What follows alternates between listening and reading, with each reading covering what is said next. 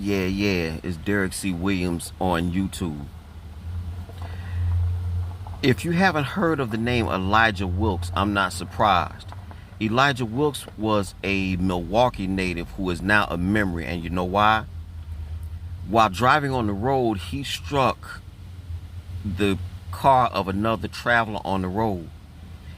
The traveler who was hit got out to assess the damages that Wilks made, and Wilks, seemingly in a fit of rage and entitlement, came out of his car, pulled out his weapon, and struck the man. But Wilks didn't know is that the person whom he struck was an off-duty police officer who got the drop on Wilks and put hot lead in that ass, and now Elijah Wilks is a memory. His family even acknowledged, based off body cam footage, that Wilks was in fact the aggressor, and now he's a dead man. I'm bringing this up for this reason. It's all about narratives, and you have to always remember that, because black people are so quick, many of us are so quick to be on code anytime a black person gets killed by a white person, right? And here you go, I'll give you a classic case, that of Roderick Scott, who is known as the Black George Zimmerman. About a full 2 years before you heard of George Zimmerman or Trayvon Martin, Roderick Scott was a neighborhood watchman in upstate New York, and he shot and killed white 17-year-old Christopher Zervini.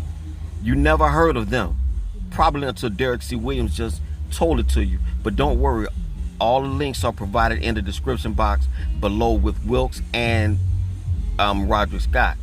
But the fact of the matter is, you didn't hear it because the media wants to push certain narratives that black people are an endangered species, we're being targeted, and all this other stuff, when nothing could be further from the truth.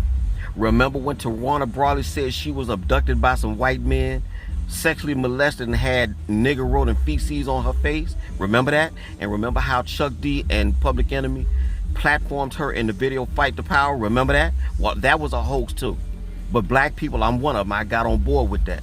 We have to begin to be free-thinking individuals, not just free-thinking black people. Because remember, we always say black people aren't a monolith, right? So we have all schools of thought, and they should all be placed in the public commons, and whatever truth holds up, or whatever theory or an opinion holds up, that's what we have to roll with. We shouldn't have to roll with it just because folks is black and they white.